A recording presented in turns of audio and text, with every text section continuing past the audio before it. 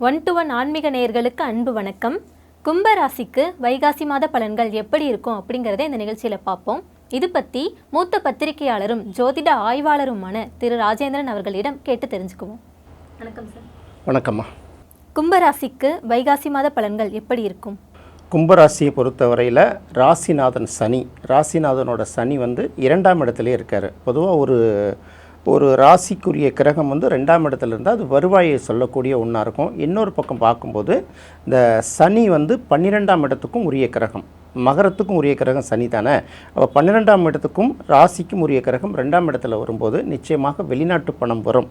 அல்லது முன்பின் அறிமுகம் இல்லாதவர்கள், அதாவது புது கிளைண்ட் சந்திக்கிறோம் அப்படின்னு சொல்கிறோம்ல, நமக்கு ஏற்கனவே பழக்கம் இருக்காது, திடீர்னு வருவாங்க, புதுசாக பேசிகிட்டு இருப்பாங்க, ஒரு டக்குன்னு ஒரு நல்ல ஆர்டரை கொடுத்துட்டு போயிடுவாங்கல்ல. இது மாதிரி நமக்கு முன்பின் சம்பந்தம் இல்லாதவர்கள் மூலமாக நமக்கு சில வருவாய் வருவதற்கு வாய்ப்பு இருக்குது.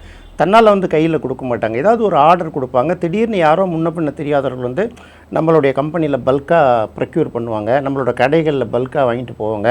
அது பார்த்திங்கன்னா அது ஒரு லாபமாக இருக்கும். அல்லது பார்த்திங்கன்னா வெளியூர் வெளிநாடுகள்லேருந்து நமக்கு வேண்டியவர்கள் தெரிந்தவர்கள் வேலை செய்து அவர்கள் வந்து நமக்கு சில பண உதவிகள் செய்யலாம். இல்லை நமக்கே பார்த்திங்கன்னா வெளிநாட்டுகள்லேருந்து சில வாய்ப்புகள் கிடைக்கலாம், வெளிநாட்டு நிறுவனங்களில் வேலை கிடைக்கலாம். இல்லைன்னா அது சார்ந்த வேலைகள், அலைடு சர்வீசஸ் இருக்குல்ல, அதுபோல் செஞ்சு கொடுக்கறதுக்கான வேலை கிடைக்கலாம். இது எல்லாமே வந்து கும்பராசிக்கு ஒரு நல்ல நிலையில் தான் இருக்குது. 2ஆம் இடத்துல இருக்கக்கூடிய சனி வந்து பார்க்கும்போது அது பெரிய அளவுக்கு பாதிப்பை ஏற்படுத்தாது. ஜென்ம சனி கொஞ்சம் நெருக்கடியை கொடுக்கும்னா கூட 2ஆம் இடத்து சனி பெரிய பாதிப்பை கொடுக்காது.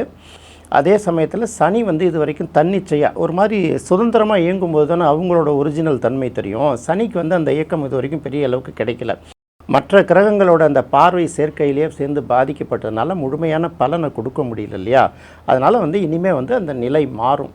ஏற்கனவே பார்த்திங்கன்னா இப்போ 2ஆம் இடத்தில் இருக்கக்கூடிய சனி வந்து நல்ல பலனை கொடுக்கும். அடுத்தது வந்து குரு பயிற்சிக்கு பிறகு பார்த்திங்கன்னா 2ஆம் இடத்துல வந்து குருவோட பார்வையும் கிடைக்குது, அங்கே இருக்கிற சனி இன்னும் ஆக்டிவேட் பண்ணுங்கிறதுனால வருவாய் கூடுதலாக கிடைப்பதற்கு ஒரு நல்ல வாய்ப்பு இருக்குது. அடுத்தது ராசிலேயே ராகு இருக்குது. ராசிலே இருக்கக்கூடிய ராகு என்ன பண்ணுன்னா திடீர்னு பார்த்தா ஆசைகளை வந்து அதிகமாக தூண்டி விட்டுக்கிட்டே இருக்கும். ஆசைகளை அதிகமாக தூண்டி விட நம்மளோட வேகம் இன்னும் அதிகமாக போயிட்டே இருக்கும். அதாவது நம்மளுடைய கெப்பாசிட்டி என்ன, தாங்குதிறன் என்ன, செயல்திறன் என்னங்கிறது தெரியாமல் இந்த குருவி தலையில் பணங்கா வச்ச மாதிரி அப்படின்னு சொல்லுவாங்க இல்லையா. நம்மளால் இவ்வளோ தான் செய்ய முடியும் நம்ம கெப்பாசிட்டி, அதையும் தாண்டி வந்து மனசுக்குள்ள ஆசைகளை வளர்த்து விட்டுட்டு சில நேரங்களில் தவறாக வழிகாட்டி கொடுத்துரும். அதனால் வந்து ரொம்ப மனசில் தோன்றது அத்தனையும் உடனே எப்படியாவது செஞ்சு முடிக்கணுங்கிற எண்ணத்துக்கு வரக்கூடாது. அதில் எது சரி எது தவறு அப்படிங்கிறத யோசித்து பார்த்துட்டு ஓகே இது நமக்கு சாத்தியமான காரியம் இறங்கலாம். ஆனால் வந்து பார்த்திங்கன்னா நம்மள சில நேரங்களில் ஆசைகளை தூண்டி விட்டு உணர்ச்சிகளை தூண்டி விட்டு தவறு பண்ண வச்சிடும்ல, அந்த மாதிரி பண்ணிவிட்டோம் ராகு. அதனால் கொஞ்சம் கவனமாக இருந்தால் போதும். பெரிய அளவுக்கு ரொம்ப ரிஸ்க் எடுக்க வேண்டிய அவசியம் கிடையாது. நமக்கு தெரியும் நம்ம போகிற பாதை சரிதானா, நம்ம செய்யக்கூடியதை கரெக்டாக செஞ்சு முடிக்க முடியுமான்னு, அதை மட்டும் ஃபாலோ பண்ணிக்கிட்டால் போதும். அடுத்தது ராசிக்கு 3ஆம் இடத்துக்குரிய கிரகம் செவ்வாய் 3ஆம் இடத்துலேயே இருக்குது. இன்னொரு 1 மாதத்துக்கு மேலே அங்கே தான் இருக்கும். 3ஆம் இடத்துல செவ்வாய் இருக்கிறது நல்ல வலிமையும் கடுமையான தைரியத்தையும் அவர்களுக்கு கொடுக்கும். அவரே 10ஆம் அதிபதிங்கிறதுனால தொழில் ரீதியாக சில பயணங்களை மேற்கொள்ள வேண்டிய ஒரு காலகட்டங்கள் வரும். அதே போல் புது முயற்சிகளை எடுப்பாங்கள்ல, இது எல்லாமே வெற்றி தரும். இந்த செவ்வாயை பொறுத்த வரைக்கும் 3, 6, 10, 11ஆம் இடங்களில் இருக்கிறது வந்து ரொம்ப சிறப்பு இல்லையா. அப்போ கும்பத்துக்கு 10ஆம் அதிபதி செவ்வாய், ஒரு பக்கம் 3ஆம் அதிபதி செவ்வாய். தொழில் ரீதியாக இவங்க என்னென்னலாம் முயற்சி இதுக்கு முன்னாடி எடுத்திருக்காங்களோ அதுக்கெல்லாம் கொஞ்சம் கொஞ்சமாக பலன் கிடைக்கிறதுக்கான ஒரு வாய்ப்பை வந்து இந்த செவ்வாய் உருவாக்கி தரும். அதனால் செவ்வாய் எல்லா விதத்துலையுமே நல்ல பலனையும் தரும். அடுத்தது பார்க்கும்போது சூரியனும் புதனும் சேர்ந்து கும்பராசிக்கு 4ஆம் இடத்துல இருக்குது. 4ஆம் இடத்துல சூரியனும் புதனும் சேர்ந்து இருக்கிறது ஒரு நல்ல யோகம்தான். அது ஒரு ராஜயோகம் அப்படின்னு தான் சொல்லுவாங்க. இது வந்து நல்ல ராஜயோகமாக இருந்தாலும் சனியோட 3ஆம் பார்வை சூரியனுக்கும் கிடைக்குது, புதனுக்கும் கிடைக்குது. புதன் அப்படின்னு பார்க்கும்போது ஒரு பக்கம் 5ஆம் அதிபதி, இன்னொரு பக்கம் 8ஆம் அதிபதி. 5ஆம் அதிபதி 8ஆம் அதிபதியான புதனுக்கு வந்து சனியோட பார்வை கிடைக்கிறதுனால, அதாவது இவங்க மனசுக்குள்ளே நினச்சதெல்லாம் உடனே செய்யணும்னு நினைப்பாங்கல்ல, அது இம்மிடியேட்டாக செய்ய முடியாது. கொஞ்சம் தடங்களாகி அதுக்கப்புறம் தான் கொஞ்சம் கொஞ்சமாக செய்வாங்க. அடுத்தது வந்து குழந்தைகள் வழியிலையும் திருமணம் ஆகாதவர்களாக இருக்கிற பட்சத்தில் காதலுக்காக அதிகமாக செலவு பண்ண வேண்டிய ஒரு காலகட்டம் வரும். இருந்தாலும் மனசில் நினச்சது உடனே நடந்துடாது. அதாவது நம்ம கையில் வந்து பணத்தை எடுத்துகிட்டு போய் அப்படியே பணத்தை கொடுத்து பொருளை வாங்க முடியாது. இன்ஸ்டால்மெண்ட்டில் வாங்கினா எப்படி இருக்கும். அதனால் எதையும் பீஸாக சாப்பிடணுன்னு ஆசைப்படணும். மொத்தமாக போட்டு முழுங்கணுன்னு ஆசைப்பட்டால் நெருக்கடியை கொடுத்துருவார் புத பகவான்கிறத தெரிஞ்சுக்கணும். இன்னொரு பக்கம் பார்க்கும்போது 7ஆம் அதிபதி சூரியன் 4ஆம் இடத்துல இருக்குது. இந்த சூரியனுக்கும் சனி பார்வை கிடைப்பதனால வாழ்க்கை துணை கணவனும் மனைவியும் அவரோட வாழ்க்கை துணை விஷயத்தில் கொஞ்சம் கவனமாக இருக்கணும். அவர்களுக்கு உடல்நிலை அந்த மாதிரி சில விஷயங்கள் பாதிப்பதற்கு ஒரு வாய்ப்பு இருக்குது. அதே போல் இந்த பொது வாழ்க்கையில், அதாவது நம்மளுடைய பப்ளிக் லைஃப்பில் வந்து ஒரு சில கெட்ட பெயர்கள் வருவதற்கும் சின்ன சின்ன வாய்ப்பு இருக்குது. அடுத்தது வந்து நம்ம பார்ட்னர்ஷிப்போட தொழில் செய்துக்கிட்டு இருப்போம்ல, அவர்களோட வந்து பார்த்திங்கன்னா ஒரு மனக்கசப்போ கருத்து வேறுபாடோ வருவதற்கு ஒரு வாய்ப்பு இருக்குது. இதெல்லாம் தற்காலிகம் தான் இருந்தாலும் கூட சின்னதாக வைக்கக்கூடிய ஒரு பொறி வந்து பெரிய பாதிப்பை ஏற்படுத்திடும் இல்லையா? அதனால் கொஞ்சம் பேசும்போதும் எது செய்யும்போதும் கொஞ்சம் கவனமாக செய்யணும். கொஞ்சம் அந்த வெஹிக்கிள்ஸ் எல்லாம் அடிக்கடி வாகனங்கள்லாம் கொஞ்சம் செலவு வச்சுக்கிட்டு தான் இருக்கும் இந்த மாதம் முழுக்க. இதுக்கு நம்ம ஏற்கனவே நம்ம சொல்லியிருக்கோம் இல்லையா, சூரியன் சனியோட தொடர்பு கோச்சாரத்தில் எப்பப்பெல்லாம் வருதோ அது எல்லா ராசிக்கும் ஏதாவது ஒரு வகையில் பாதிப்பை ஏற்படுத்தும்.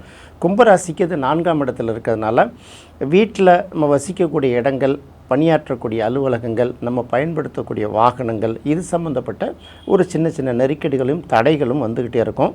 அதை வந்து அதுலேருந்து நம்ம மீண்டு வரணும், அந்த தாக்கங்கள் பெரிய அளவுக்கு நம்மளை பாதிப்பை ஏற்படுத்தக்கூடாதுங்கிறது தான் என்ன சொல்லுவோம்னா, சனிக்கிழமை அல்லது ஞாயிற்றுக்கிழமைகளில் சரபேஸ்வரர் வழிபாடு மேற்கொள்ள சொல்லுவோம். அது அவர்களும் செய்தால் ஒரு பக்கம் நல்லா தான் இருக்கும்.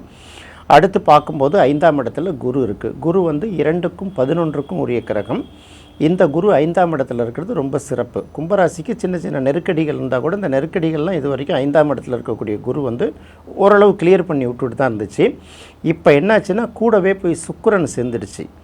சுக்கிரன் வந்து பொதுவாக 5ஆம் இடத்துல இருக்கிறது சிறப்பு தான், குரு 5ஆம் இடத்துல இருக்கிறது சிறப்புன்னா கூட இது ரெண்டும் சேர்ந்து ஒரே இடத்துல உட்காரும்போது நம்ம ஏற்கனவே சொல்லியிருக்கோம் இல்லையா, இந்த குரு சுக்கிர மூடம்ங்கிறது மனசுக்குள்ளே தொடர்ச்சியாக ஒரு குழப்பங்களை ஏற்படுத்திக்கிட்டே இருக்கும். மனசில் சந்தோஷமாக யோசிக்கப்பட வேண்டிய விஷயங்கள்லாம் முட்டு கொடுத்துக்கிட்டே இருக்கும். நம்ம வழக்கமாக ஒரு ஸ்ட்ராட்டஜியை பயன்படுத்தி சிலவற்றில் வின் பண்ணிட்டு வந்துகிட்டே இருப்போம்ல, நல்ல புது புது ஃபார்முலா உருவாக்கினா கூட தப்பு தப்பாக போயிட்டே இருக்கும்.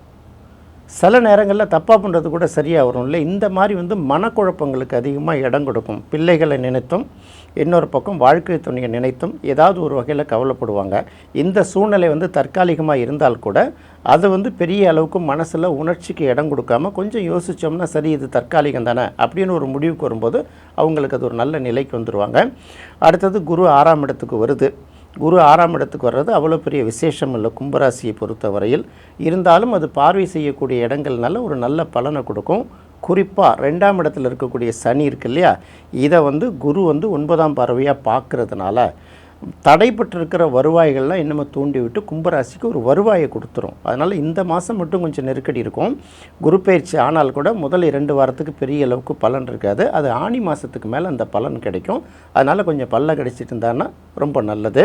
அடுத்தது பார்க்கும்போது 7ஆம் இடத்துல கேது இருக்குது. 7ஆம் இடத்துல இருக்கக்கூடிய கேது அது எப்போதுமே சொன்னது தான். 7ஆம் இடத்துல கேது இருக்கிறது வந்து இந்த 7ஆம் இடம் சம்மந்தப்பட்ட விஷயங்களை எல்லாம் ஒரு பாதிப்பை ஏற்படுத்தும். அது என்ன மாதிரியான பாதிப்பை ஏற்படுத்தும் அப்படின்னு கேட்டிங்கன்னா, முதல்ல நம்மளோட அன்பாக பழகிட்டு இருக்கிற நண்பர்கள்லாம் என்ன பண்ணுவாங்க, ஏதாவது ஒரு விஷயத்தில் நம்மளை குறை சொல்லிவிட்டு ஒதுங்கி போவாங்க. இல்லாட்டி நாமளே என்ன பண்ணுவோம், நல்ல நண்பர்கள் யார் கெட்ட நண்பர்கள் யாருன்னு அடையாளம் தெரியாமல் அவர்களை ஏதாவது குற்றம் சுமத்தி அவங்க நம்மளை விட்டு வளர்கிறவர்களுக்கு நாம பண்ணிவிடுவோம். இதே போல் குடும்பத்துலேயும் அதே போல் தான். தவறுகளை விட்டுட்டு நல்ல விஷயங்களை தவறுன்னு நினைப்போம், தவறான விஷயங்களை நல்லதுன்னு நினச்சிப்போம். இதனால் பார்த்திங்கன்னா குடும்பத்தில் ஹஸ்பண்ட் ஒய்ஃபுக்குள்ளே சில இடங்களில் வந்து கருத்து வேறுபாடுகள் வரும்.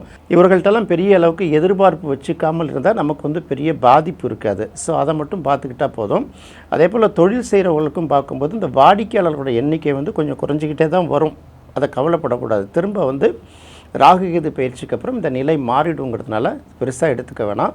ஒட்டுமொத்தமாக பார்க்கும்போது கும்பராசிக்கு குரு பயிற்சி ஒரு நல்ல பலனை கொடுக்கும். 2ஆம் இடத்துல இருக்கக்கூடிய சனியை ஆப்ரேட் பண்ணுங்கிறதுனால பெரிய அளவுக்கு வருவாய் பாதிப்பு இருக்காது. இருந்தாலும் மாதத்தோட முற்பகுதியை விட மாதத்தோட பிற்பகுதி கும்பராசிக்கு நல்ல பலன்களை கொடுக்குற மாதிரி இருக்குது. இதுதான் அவர்களுக்கான வைகாசி மாத பலன். கும்பராசிக்கு வைகாசி மாத பலன்கள் எப்படி இருக்கும் அப்படிங்கிறது ரொம்ப தெளிவாக சொன்னீங்க சார்.